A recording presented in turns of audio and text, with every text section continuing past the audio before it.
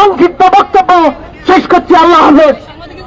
শিক্ষা না সন্ত্রাস, শিক্ষা শিক্ষা শিক্ষা শিক্ষা শিক্ষা।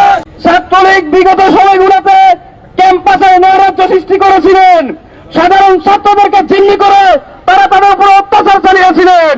আগামী দিনে যদি ছাত্রলীগের ভূমিকা যদি কেউ অবতীর্ণ হতে চায়, ছাত্রলীগের মতো অবস্থা করে ছাড়বো ইনশাআল্লাহ।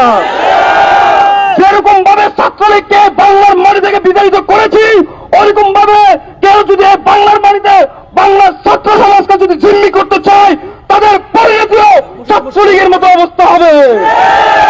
সংগ্রামী ভাইয়েরা, আমি বিশ্ববিদ্যালয় এমনকি প্রশাসনের দৃষ্টি আকর্ষণ করে বলতে চাই, আজকে স্বাধীনতার 5 মাস পরেও আপনারা ক্যাম্পাসগুলো কেন নিরাপদ করতে পারছেন না?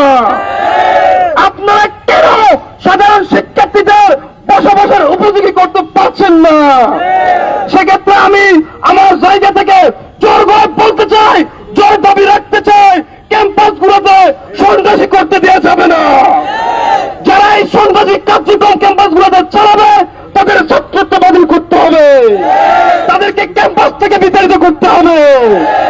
আমরা দেখেছি সংগ্রামী ভাইয়েরা, ছাত্রলীগ প্রত্যেকটা ছাত্রের উপর নির্যাতন করেছে, কিন্তু 16 বছর পরে হলেও এই বাংলার জনতা এই ছাত্রলীগকে বাংলার মাটি থেকে বিতাড়িত করেছে।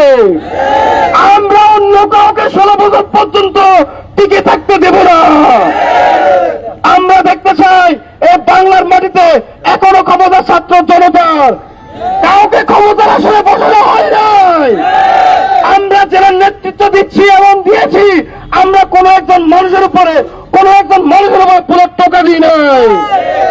কেউ যদি ক্ষমতায় আসার আগে সন্ত্রাসী কার্যক্রম চালাতে চায়, যদি কেউ ক্ষমতা আসার আগে ছাত্রদের উপরে এরকম নির্যাতন করতে পারে, তাহলে ক্ষমতা আসার পরে তারা কেমন নির্যাতন করার পরিকল্পনা করতেছে?